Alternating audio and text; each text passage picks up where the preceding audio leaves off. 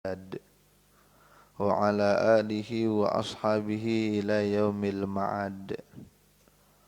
Qalu subhanaka la ilma lana illa ma 'allamtana innaka antal alimul hakim wa la haula wa la quwwata illa billahil aliyyil azim.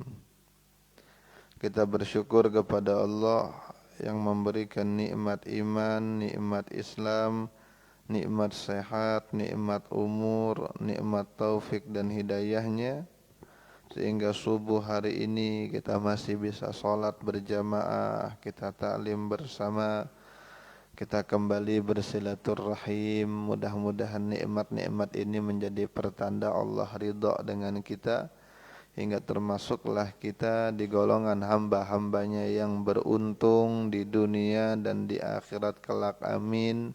Amin amin ya rabbal alamin. Salawat salam terhatur kepada baginda Nabi besar Muhammad sallallahu alaihi wasallam, kepada keluarga beliau, sahabat, pengikut ila akhir zaman. Sambil kita berniat i'tikaf dalam masjid ini, kembali kita mengkaji, membaca pesan nasihat ulama-ulama terdahulu yang mereka simpulkan dari Al-Quran dan Al-Hadis Nabi kita Muhammad sallallahu alaihi wa alihi wasallam.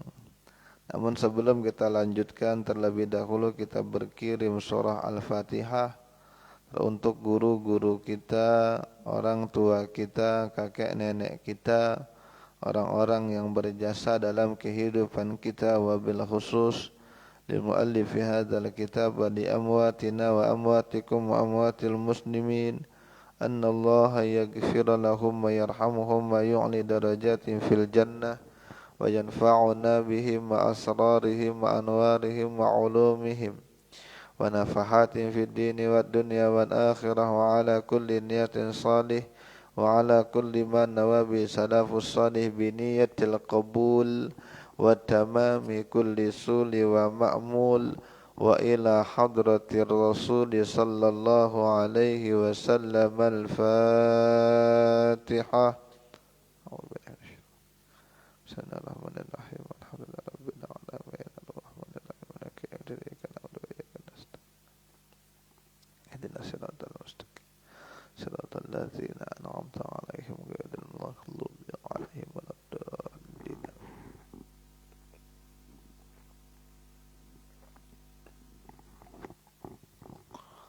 Bismillahirrahmanirrahim. Wa qala al-muallif rahimahullahu ta'ala wa nafa'ana bihi wa bi'ulumihi fid dharain amin. Al-'afwu 'anil zalim. Al-'afwu 'amman zalama wa tarkud du'a'i 'alaihi wal ihsanu ila man nasa min akhlaqis siddiqin. Wa innama yahsunul ihsanu ila man asa'a man zalamaka.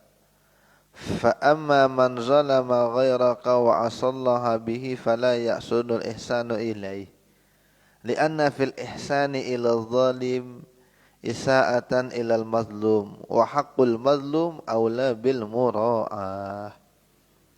Dikatakan oleh Imamul Ghazali dalam kitab Ihya-nya, memberikan maaf kepada orang yang telah berbuat zalim, tidak mendoakan keburukan atasnya, dan berbuat baik kepada orang yang tidak baik, termasuk akhlaknya siddiqin, termasuk akhlaknya as-siddiqin. Dan kebaikan yang baik itu ditujukan kepada orang yang telah menzalimi kamu, kata beliau. Yang pantas untuk diberikan kebaikan adalah orang yang justru tidak berbuat baik dengan kita. Maka akan teruji seberapa jauh nilai kebaikan yang kita punya, itu teruji dari orang yang menzalimi kita. Kalau sekedar membalas orang yang berbuat baik lalu kita berbuat baik, itu mudah. Siapapun bisa.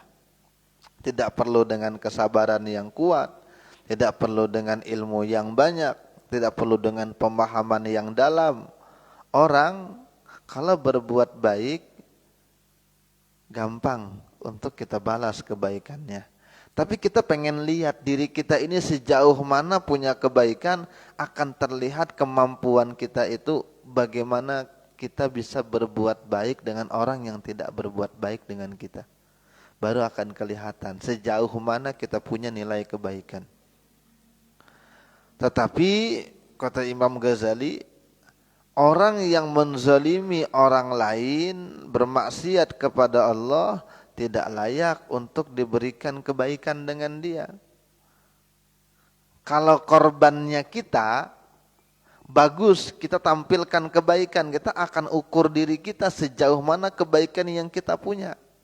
Sejauh mana praktek yang berhasil kita terapkan dari teori-teori yang kita dapat di masjid, di pengajian.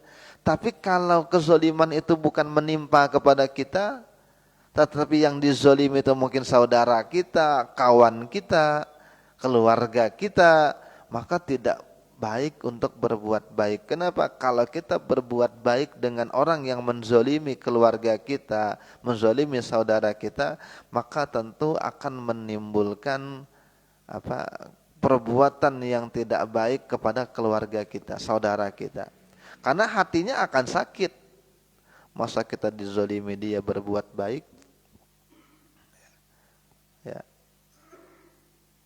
Masa Palestina lagi dibom habis-habisan, ada genosida, lalu ada orang yang masih berbuat baik dengan negara sebelahnya itu, maka itu tentu menyakiti hati, menyakiti hati orang yang terzalimi.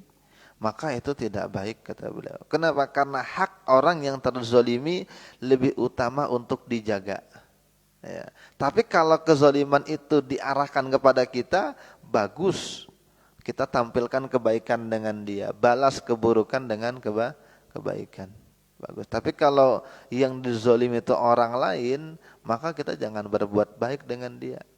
Maksudnya jangan menampilkan kebaikan karena akan menyakiti orang yang dizalimi ini. Ya. An Anasin anna Rasulullah sallallahu alaihi wasallam qala, kata Sayyidina Anas dalam riwayat Imam Bazzar hadis ini. Apa kata Nabi kita Muhammad? Ala tuhibbuna an takunu ka Abi Damdam. Qalu ya Rasulullah wa man Abu Damdam? Qala inna Aba Damdam kana idza asbaha qala Allahumma inni qad tasaddaqtu bi'irdi ala man zalamani. Kata Nabi kita Muhammad, sukakah kalian menjadi seperti Abi Damdam? Maka sahabat bertanya, ya Rasulullah, siapa Abu Damdam? Nabi mengatakan Abu Damdam adalah orang yang apabila dia pagi hari, dia bisa berkata, ya Allah, aku sungguh telah memberikan sedekah kehormatanku kepada orang yang menzalimi aku. Artinya aku maafkan kesalahan orang yang zalim dengan aku. Aku rela ya Allah dengan perbuatan yang mereka berikan kepadaku. Aku terima saja ya Allah. Itu Abi Damdam kata Nabi. Dipuji oleh Nabi, bahkan disuruh sahabat untuk ikut seperti sifatnya Abi Damdam. Ketika pagi hari dia bilang, kalau ada orang nyakiti saya tidak balas. Kalau ada orang berbuat tidak baik, kita tetap baik. Begitu dia. Susah itu. Makanya prinsip yang benar itu sebenarnya bukan kalau orang baik kita baik, kalau orang tidak baik ngapain kita baik. Itu prinsip yang ulun rasa kurang tepat. Yang paling tepat itu apabila orang lain berbuat baik dengan kita, kita jauh lebih baik. Kalau orang lain tidak baik dengan kita, kita tetap berbuat baik. Karena kita tidak punya urusan dengan orang lain untuk soal amal. Amal kita itu lillah. Amal kita itu lillah, milik Allah, untuk Allah. ikhlas karena Allah. Tapi kalau masih beranggapan kalau dia baik baru kita baik, kalau dia baik ngapain kita berbuat baik, berarti ini beramal bukan karena Allah, masih karena orangnya, kan gitu. Kalau orang itu baik kita baik, kalau orang itu tidak baik ngapain kita baik, berarti beramal itu tergantung dengan orang lain. Kalau kita beramal ikhlas karena Allah, maka seandainya dia baik kita jauh lebih baik. Kalau dia tidak baik kita tetap jadi orang baik, karena perintah Allah tetap jadi orang baik. Kalau kita masih ngikuti ritmenya orang, gayanya orang, berarti kita masih beramal karena orang itu, dan itu belum ikhlas. Dan itu susah, tapi susah karena surga tidak gratis. Dia susah karena surga tidak gratis. Dia harus dibayar dengan kemantapan hati. Dia harus dibayar dengan kebersihan hati. Dia harus dibayar dengan kerelaan hati. Nabi sabdakan, unsur akhaka zaliman au madluman. Tolonglah saudara kamu yang zalim dan yang dizalimi. Maka sahabat ditanya kepada Rasulullah, kaifa ansuruhu zaliman ya Rasulullah, bagaimana mungkin aku menzalim orang yang zalim, menolong orang yang zalim? Kalau menolong orang yang terzalimi kan logis, tapi ini menolong orang yang berbuat zalim. Maka Nabi bilang, aitamna'uhu, yaitu kamu mencegahnya daripada perbuatan zalim, fa inna dzalika nasruhu, karena demikian itulah menolong orang yang berbuat zalim. Jangan sampai orang berbuat zalim. Tutup potensi orang untuk berbuat zalim. Itu kita menolong orang lain untuk tidak berbuat zalim. Dan Rasulullah itu ketika memberikan wejangan, memberikan pesan, Nabi sudah dulu melakukan. Satu saat Rasulullah itu duduk dengan sahabat-sahabat beliau di masjid. Tiba-tiba ada seseorang yang datang nyelonong, masuk, tidak ada sopan santunnya, masuk langsung menerobos perkumpulan sahabat itu, langsung datang kepada Nabi, lalu mencekek bajunya Nabi. Dipegang di sini. Dan orang itu ternyata seorang pendeta Yahudi. Dia Yahudi yang namanya Zaid bin Sa'nah. Ini ulamanya Yahudi. Dia masuk, langsung dia cekek kerah bajunya Nabi kita Muhammad. Dengan sekencang-kencangnya, lalu dia mengatakan dengan sekeras-kerasnya, addi ma alaika minad dain ya Muhammad, bayar hutangmu Muhammad. Bayar hutang. Memang Nabi Muhammad punya hutang dengan dia, tetapi ditagih dengan cara yang kasar. Muhammad, bayar hutangmu. Kamu ini memang dari keluarga Hashim, ini memang kelompok orang yang suka malas bayar hutang, dia bilang. Tumatilun, yang suka mengundur-undur hutang.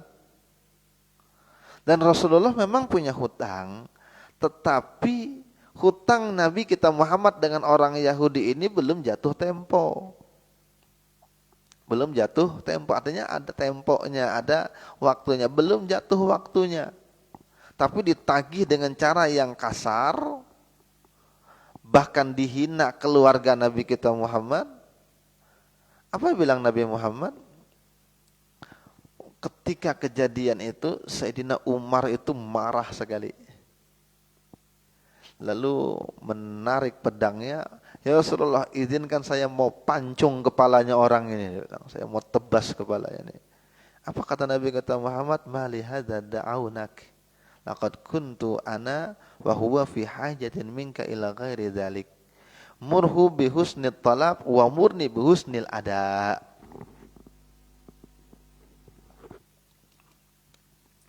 Tidak untuk ini kami panggil kamu Umar. Ya, kamu datang di sini bukan untuk ini Umar, bukan untuk mau menggal kepala orang, mau menghajar orang, bukan Umar. Aku punya hajat Umar. Kalau bahasa kita, aku punya hajat Umar. Tapi bukan untuk ini. Harusnya Umar, kamu suruh orang ini untuk baik-baik di dalam menuntut hutangnya. Dan kamu perintahkan aku untuk baik-baik dalam melunasi hutang. Itu yang aku minta, bukan untuk memancung kepala orang. Maka mendengar ucapan ini, seorang Yahudi tadi mengatakan, "Walladzi ba'atsaka bil haqq ya Muhammad, majitu li'atluba minka dainan, inna majitu liakhtabira akhlaqaka." Aku datang ini sebenarnya Muhammad tidak untuk nagih hutang. Demi zat yang mengutus engkau dengan kebenaran, aku datang ini bukan untuk nagih hutang, tapi aku sebenarnya pengen menguji sifat akhlak kamu saja. Karena kata orang Yahudi ini, seluruh sifat-sifat kenabianmu itu ada semua aku lihat dalam kitab yang aku pelajari, yakni Taurat. Jadi bilang orang Yahudi ini, semua sifat-sifat Nabi Muhammad itu sudah jelas ada di dalam kitab Taurat dan aku baca itu. Cuma ada satu sifat yang belum aku lihat, dia bilang. Cuma satu sifat lagi yang belum aku lihat. Wahiyya annaka halimun indal ghadab. Engkau tuh Muhammad punya sifat halim, di atas sabar yang biasa lagi, kesabaran yang begitu luar biasa ketika marah. Jadi ketika marahnya Nabi Muhammad masih terkendali dan tidak hilang kontrol. Marahnya Nabi Muhammad ternyata tidak bikin beliau lupa, dia justru tambah sabar kemarahannya ketika dibikin marah. Ini yang belum aku lihat, dia bilang. Pepatah kita mengatakan, semakin dibakar semakin harum kayu garu. Jadilah seperti kayu gaharu, semakin dibakar semakin harum. Ini yang belum aku lihat, dia bilang. Ketika kamu dibikin marah, ketika kamu marah, sifat sabar kamu lebih dominan ketimbang sikap marah kamu. Dan aku saksikan hari ini sikap itu ada pada kamu Muhammad. Maka saksikanlah, aku bersaksi tidak ada Tuhan selain Allah dan engkau ya Muhammad adalah pesuruhnya Allah. Adapun hutang, ya, itu aku biarkan saja, jadikan saja untuk kaum fakir dari kalangan kaum muslimin, dia bilang. Kalau riwayat yang lain menyebutkan Umar ambilkan hutangnya, kasih lebih dia Umar. Riwayat yang lain. Jadi Sayyidina Umar itu sambil dumel hatinya, sampai mangkal hati beliau, ngambilkan utang itu bahkan dilebihkan, sampai jalan dengan orang itu, bilang orang itu, "Umar, aku tuh tidak mungkin setega itu dengan Muhammad. Aku coba pengen ngetes. Cuma satu sifat yang belum aku lihat lagi. Aku tidak sebodoh yang kamu lihat, Umar." Begitu dia bilang. Ya. Aku cuma pengen ngetes. Ya. Ada ndak satu sifat yang belum aku lihat? Ternyata sudah ada. Maka orang Yahudi itu masuk Islam. Itu kesabaran Nabi kita Muhammad. Itu kan Nabi jar, bukan kita. Nabi itu justru diutus oleh Allah untuk kita ikutin. Makanya Nabi dikatakan uswatun hasanah. Makanya Nabi Muhammad itu juga dari kalangan manusia, bukan dari kalangan malaikat, supaya kita bisa niru. Ya. Tapi berat, iya berat. Tapi itulah cara untuk membahagiakan hati Nabi kita Muhammad sallallahu alaihi wasallam.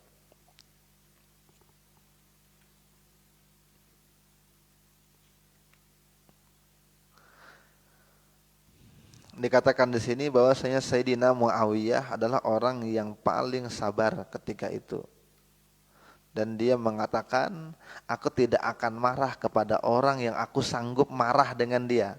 Begitupun aku tidak akan marah kepada orang yang aku tidak sanggup marah dengan dia. Kalau kita kan kadang bisa aja kita itu tidak marah karena kita tidak berani dengan dia.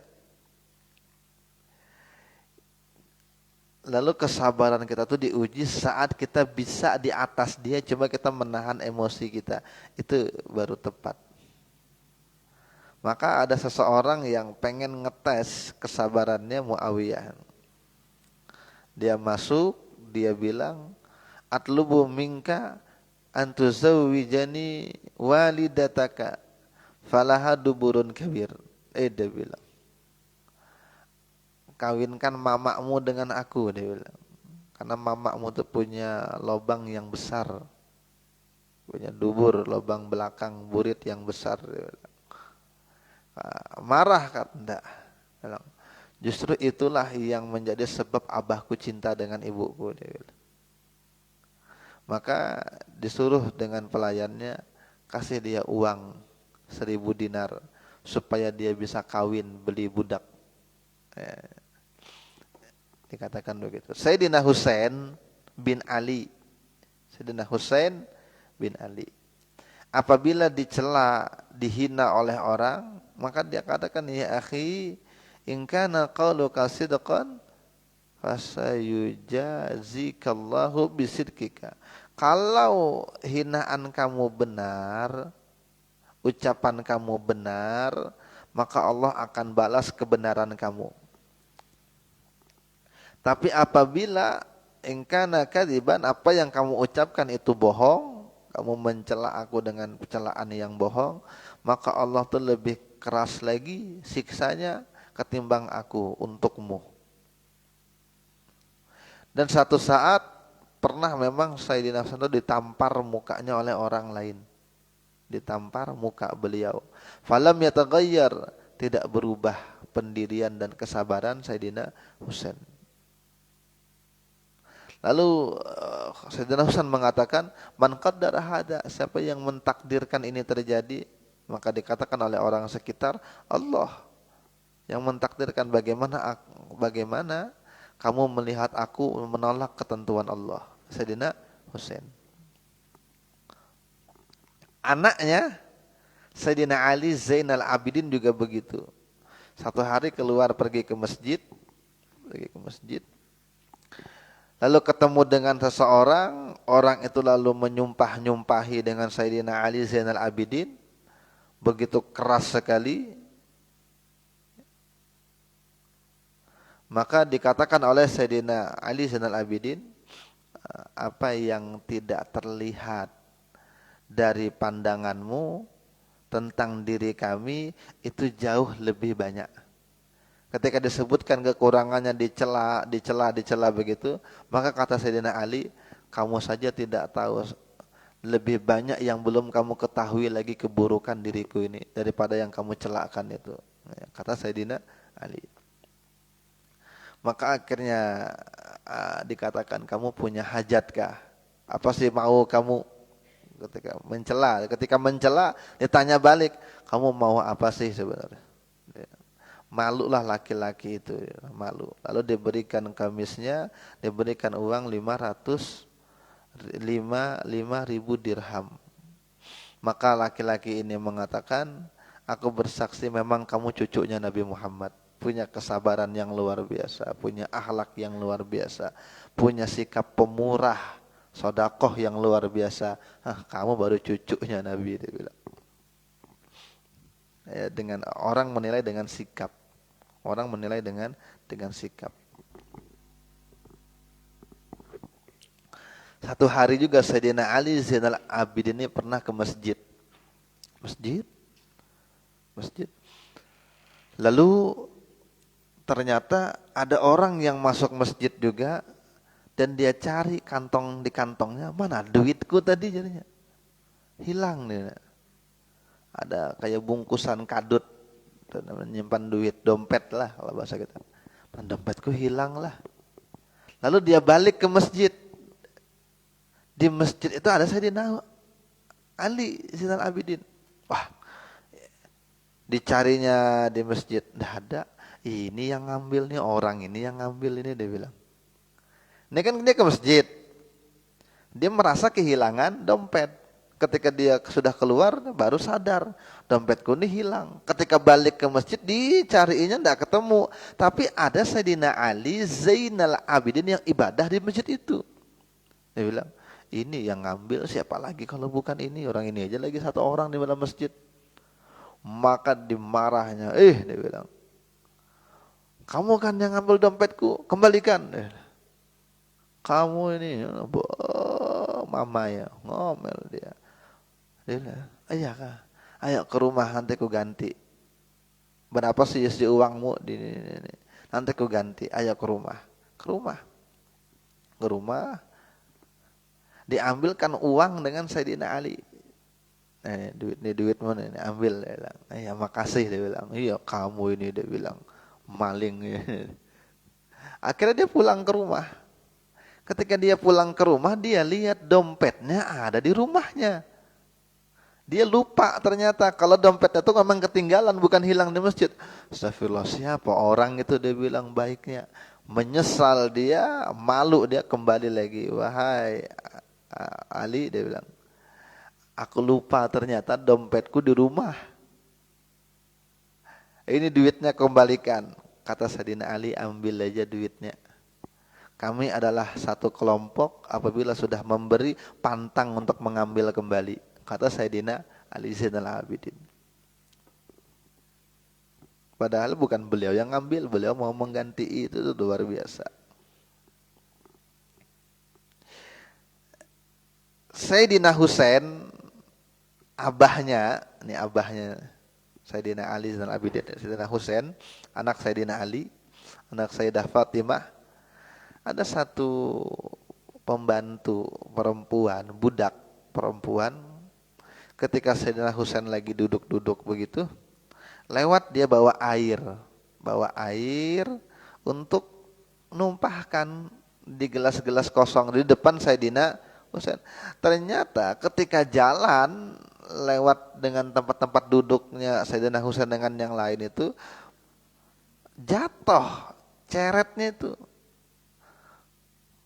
jatuh tepat di muka Sayyidina Husain, kena ketumpahan air itu.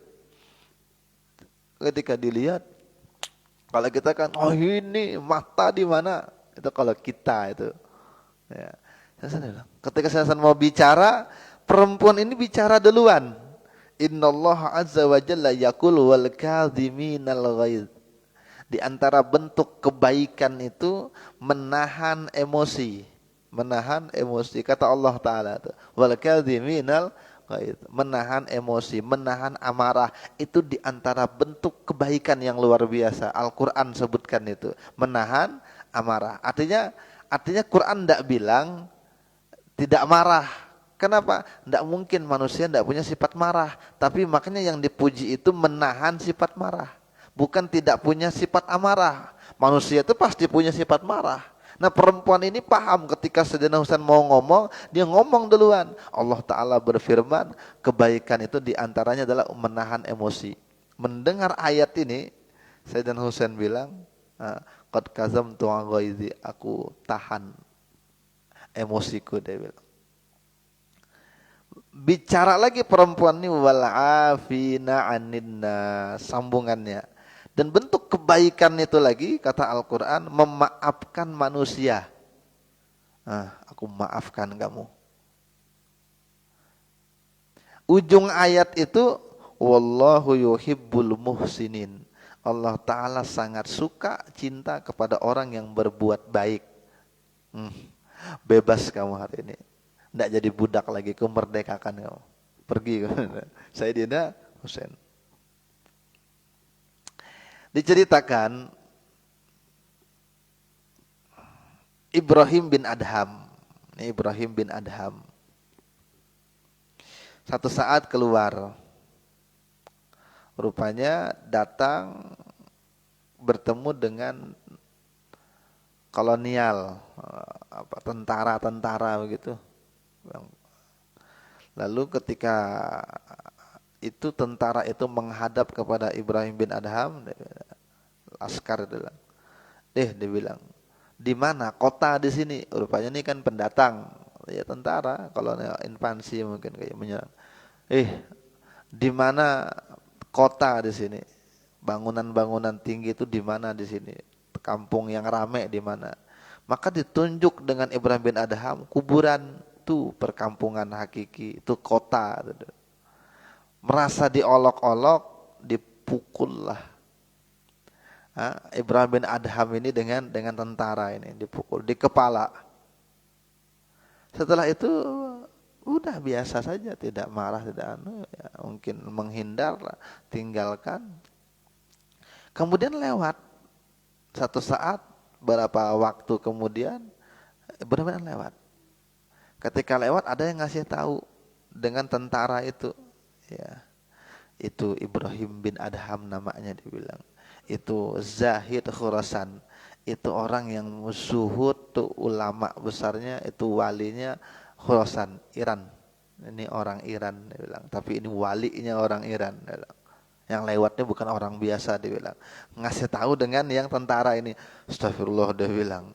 Rupanya yang kupukul kemarin itu ini orangnya nih, wali ini dia bilang. Yang kupukul kemarin. Datang dia. Minta maaf, saya minta maaf, saya tidak kenal siapa sampean, dia bilang. Saya udah pukul, dia bilang. Kenapa? Ya aku tidak tahu kalau sampean ini adalah orang besar di sini, ya, ulama panutan di sini. Maka kata Ibrahim bin Adham,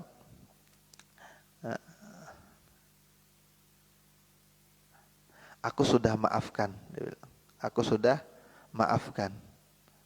Saat kamu memukul aku sudah maafkan dan aku minta kepada Allah, Allah balas kamu dengan sorga. Jadi ketika dipukul itu, aku sudah doa katanya, meminta Allah memberikan kamu sorga kelak di akhirat. Oh, kenapa? Ya, karena aku tahu kejahatan kamu. Aku tahu, kata beliau, anni ujaru alaika, aku diberikan ganjaran pahala dengan sebab kamu pukul. Aku tahu Allah Ta'ala memberikan aku pahala ganjaran dengan sebab kamu pukul aku. Dan aku tidak ingin aku dapat kebaikan gara-gara kamu, sedangkan kamu dapat keburukan gara-gara aku. Itu kata Ibrahim bin Adham. Aku tahu dengan kejadian ini aku diberi ganjaran pahala oleh Allah.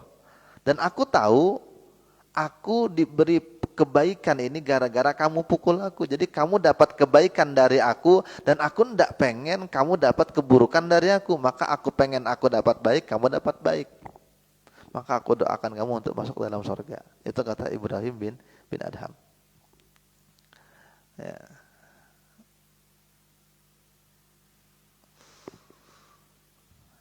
Diceritakan di sini Al-Imam Syafi'i itu satu saat pernah bikin jubah gamis ke penjahit. Rupanya beliau pun tidak tahu penjahit ini ahli kah atau tidak, atau baru buka atau sudah pengalaman, tidak tahu. Cuma tukang jahit ini berani ngambil resiko. Ya, mungkin namanya belum pengalaman, orderan tidak ada, mumpung ada, iyakan saja. Akhirnya ketika bikin gamis, perot jahitan gamis itu yang tangan satunya kecil lubangnya, yang satunya besar. Ketika datang Imam Syafi'i ngambil gamis itu, orang ini tidak enak hati sudah. Maka bilang Imam Syafi'i, oh pas sudah baju ini memang pas. Kenapa? Yang sempit ini supaya rajin berwudu. Jadi tidak mungkin lagi kan buka-buka baju tengah orang, pasti berwudu dari rumah. Ya. Dan yang sebelah longgar ini memang enak kalau bawa kitab. Jadi kada sempit. Pas sudah ini bilang ini yang aku mau. Menghibur orang ini. Ya. Makasih bilang Sidin. Ya. Itu bagaimana Imam Syafi'i membuat hati orang itu tidak kecewa gitu, walaupun rugi. Ya. Ya kalau tidak begitu kan bukan tidak jadi orang besar. Ini yang kita ceritakan ini, kenapa jadi orang besar? Karena kesabarannya besar. Jadi kalau pengen jadi orang besar, tidak mungkin dengan kesabaran yang kecil. Bahkan di Quran dikatakan, wa ja'alna minhum a'immatan yahduna bi amrina lamma sabaru. Di Quran. Kami jadikan mereka para imam, para pemimpin kaum muslimin, orang-orang besar, para aulia salihin. Manakala mereka membawa perkara kami, manakala mereka bersabar. Waja'alna min a'immatan yahdun. Kami jadikan mereka para pemimpin yang memberikan petunjuk dengan perkara agama kami ini dengan orang lain, membimbing orang, mengayomi masyarakat. Itu kami jadikan orang besar yang begini nih, yang kita sebutkan nih orang-orang ini lama sabaru, manakala mereka punya sifat sabar. Quran yang bilang kami jadikan mereka tuh orang-orang besar, para pemimpin, bisa membimbing orang lain gara-gara mereka itu bersabar.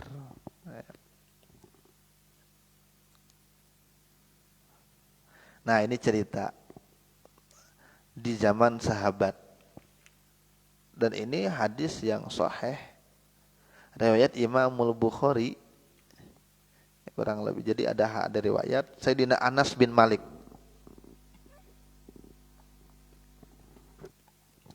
Sayyidina Anas ini punya abah tiri, namanya Abu Tolhah, sahabat Nabi Abu Tolhah. Itu abah tirinya Anas bin Malik. Jadi kata Anas bin Malik, ya, Abu Tolhah punya anak, artinya dengan mamaku, ading, cuma ading semama, ya, adek semama.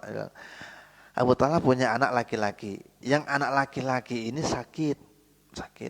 Kemudian Abu Thalhah itu pergi keluar, akan ada urusan, ada bisnis segala macam. Ternyata ketika saat tidak di rumah,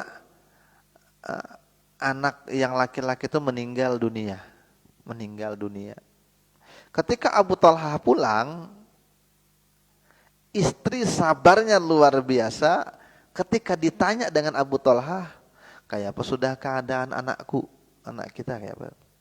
Kata bini Sidin, mamanya Anas bin Malik, ya, udah nyamannya istirahat sudah, bilang. Anak-anak kita nyaman istirahat sudah, enak sudah, sudah, enakan sudah, ndak sakit lagi, enak sudah, istirahat dia. Oh iya kah, dia bilang, biarkan aja dia. Sudah, malam hari itu istri ini menyiapkan makanan, dilayani makan, ditemani makan. Habis kenyang, namanya orang uyuh, parut kenyang, seharian di luar, bini bungas mungkin, atau tariklah, ayolah. Lalu dibawalah istri ini ke kamar, lalu berhubungan badan. Selesai berhubungan badan, emosi kan redam, hati sudah enak, enggak capek, perut kenyang. Jadi perut kenyang, capek hilang, nyaman, baru dikasih tahu, kuburkan anak kita. Kenapa orangnya meninggal sudah. Nah, itu Sayyidina Abu Thalhah dapat berita itu ketika pagi-pagi langsung membawa kabar itu kepada Nabi Muhammad. Ya. Dan sabarnya istri itu begitu, itu yang susah. Nah, inilah mama Sayyidina Anas bin Malik. Lalu dibawa kabar itu kepada Rasulullah, maka Rasulullah tanya, "A'arrastumul lailah? Kamu malam tadi ada berkumpulkah dengan bini?" "Iya, ada." Ya. Maka Nabi doakan, "Allahumma barik lahuma fi lailatihima." Ya Allah, berkahilah keduanya di waktu malamnya. Di waktu malam tadi, berkahi mereka. Didoakan oleh Nabi. Ternyata memang bini Sidin hamil. Dan anak itu dikubur, malam itu berhubungan, dan itu menghasilkan seorang anak laki-laki. Ketika anak itu lahir, dan berkat doa Nabi supaya jadi anak yang luar biasa, diberkahi malam itu, jadi anak. Lalu ketika bayi disuruh Anas ini, bawa adingmu nih dengan Rasulullah. Bawa, artinya sudah lahiran, selamat. Maka sudah umur berapa hari, disuruh anak ini bawa dengan Rasulullah. Bawa adingmu nih ke Rasulullah. Anas ini mungkin bujang mungkin waktu itu lah, mungkin, atau masih umur berapa belasan tahun, menggendong adiknya ini, lalu dibawanya ke depan Nabi. Diambillah anak ini dengan Nabi, dan disangui dengan Abu Thalhah itu beberapa butir kurma. Ketika di hadapan Nabi, ditanya Nabi, "Ada apa lagi Nabi? Ada anukah?" Ada anunya, Abah nyuruh bawa kurma nih banyak, berapa biji kurma. Maka diambil kurma itu, dikunyah dengan Nabi, lalu diambil dari mulut Nabi, dikeluarkan lagi. lalu dimasukkan ke dalam mulut anak kecil ini, lalu dioleskan gitu, ya, ditahnik. Nah, kalau tasmiyah biasanya dikunyahkan korma, diambil bekasnya, manis-manisnya itu, masukkan ke tangan, ke mulutnya ini. Lalu anak ini dinamakan dengan Nabi Abdullah. Abdullah. Dalam riwayat yang lain ditambahkan ada riwayat dari Imam Bukhari, ada orang Ansor, ada orang Madinah, aku lihat ya, karena barokah yang ada pada anak ini, ditahnik dengan Nabi, dapat liurnya Nabi, didoakan oleh Nabi orang tuanya itu, dia punya anak 9, semuanya ahli Quran. Semuanya ahli Quran. Anaknya Abdullah ini, karena berkat doa Nabi ini.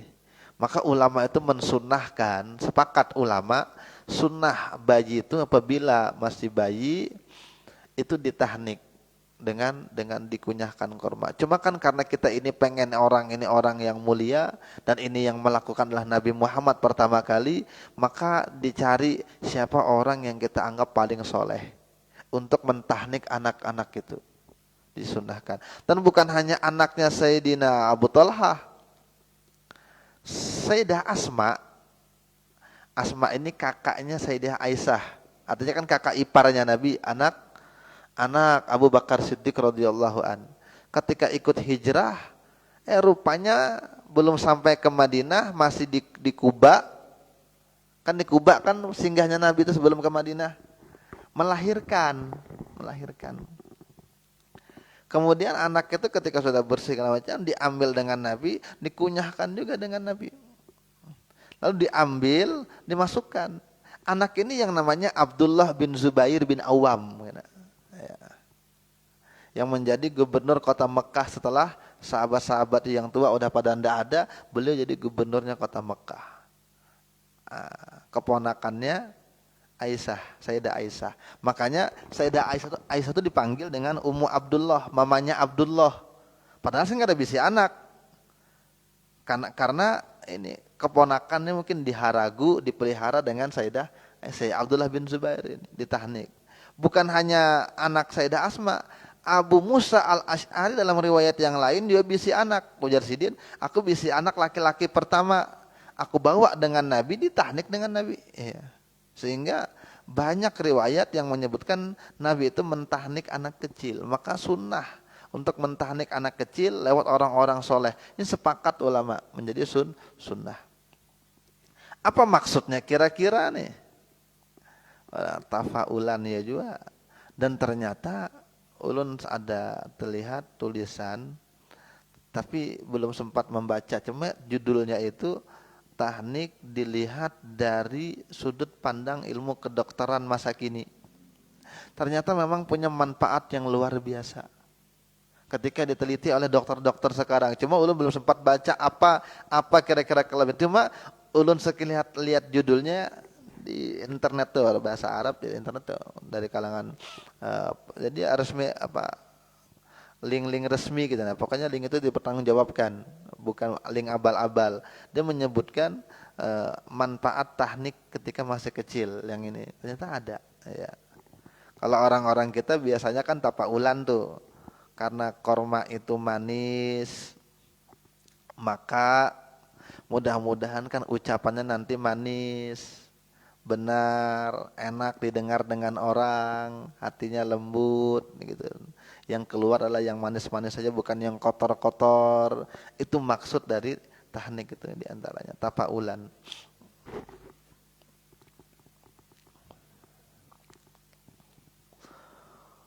Wallahu ta'ala alam bisawab.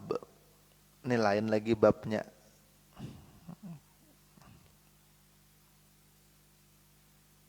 Atau kita baca sedikit, karena bab berikutnya jauh lagi. Ini masih ada nyambung. Obat marah.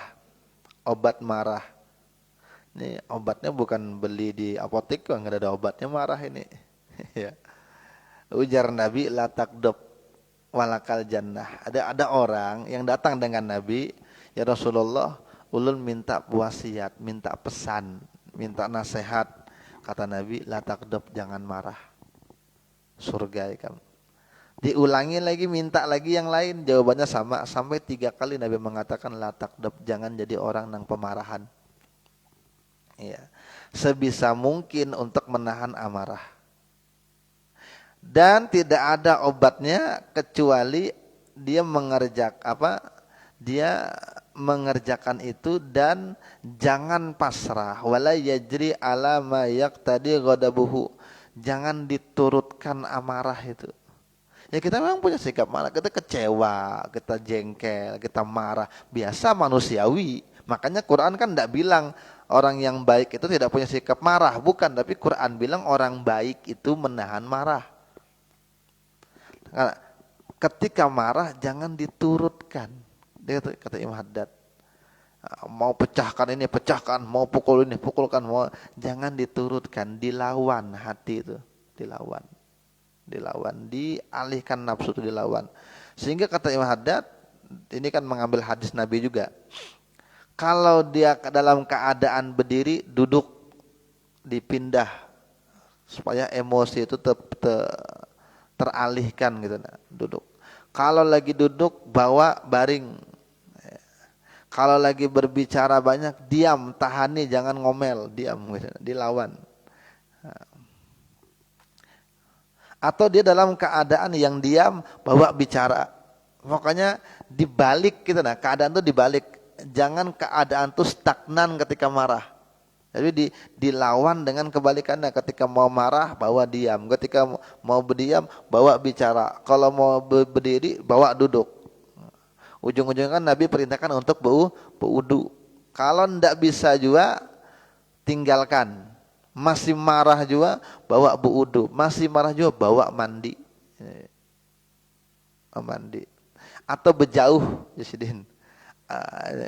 Au yakumu min makan hidalik, tinggalkan tempat itu. Bawa berjalan dulu setumat kemanakah? Bakawanan. Bawa mau unjun enggak dulu. Pokoknya bawa kegiatan yang berbeda dengan kondisi dia saat itu. Pokoknya jangan diturutkan, itu obatnya, tidak ada obat lain lagi dah.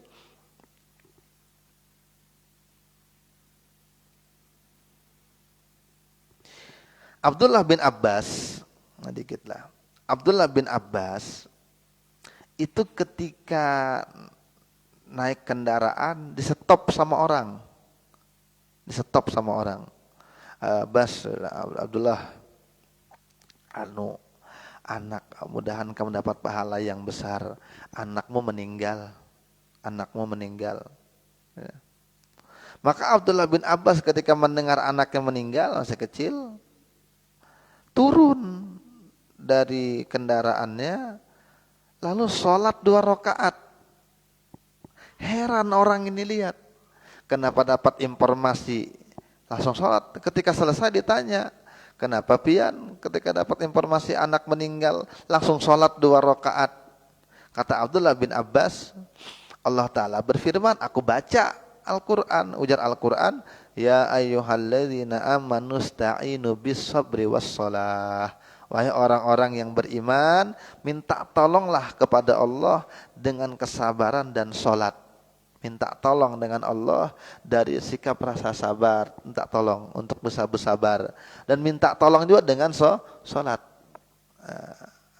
Ada juga pemahamannya minta kesabaran untuk melakukan sholat. Tapi biasanya yang lebih umum penafsirannya minta tolong lewat sholat dan sabar. Jadi sholat dan sabar menjadi sarana untuk kita meminta tolong kepada Allah. Kalau ada hajat, dengan sabar atau dengan sholat. Tapi ada juga ulama yang menafsirkan sholat itu berat, mintalah pertolongan dengan rasa sabar kepada Allah. Tapi di sini maksudnya, kenapa Abdullah bin Abbas sholat? Karena Al-Quran memerintahkan untuk minta tolong dengan Allah dengan cara sabar dan sholat. Innallaha ma'as sabirin. Allah bersama orang-orang yang sabar. Ini luar biasa. Ayat innallaha ma'as sabirin ini luar biasa. Karena Allah bersama orang-orang yang sabar. Kalau kita bersama Allah itu keinginan kita, tapi ini Allah yang bersama kita. Itu kan balik tuh logikanya. Kalau ada presiden, kalau ada orang penting, ada ulama besar, kita datang ke rumah beliau, rumahnya terbuka untuk kita, itu luar biasa. Mungkin kita akan foto, mungkin kita minta doa, atau orang-orang kita kan gitu. Begitu luar biasanya bisa ketemu dengan orang-orang hebat. Bagaimana kalau orang hebat itu yang datang ke rumah kita? Apalagi itu Allah Ta'ala. Bukan kita yang bersama Allah, tapi Allah yang bersama kita. Manakala punya sifat sabar. Marah itu dari seton, sifat seton. Maka hendaklah manusia tidak berbuat apapun ketika marah.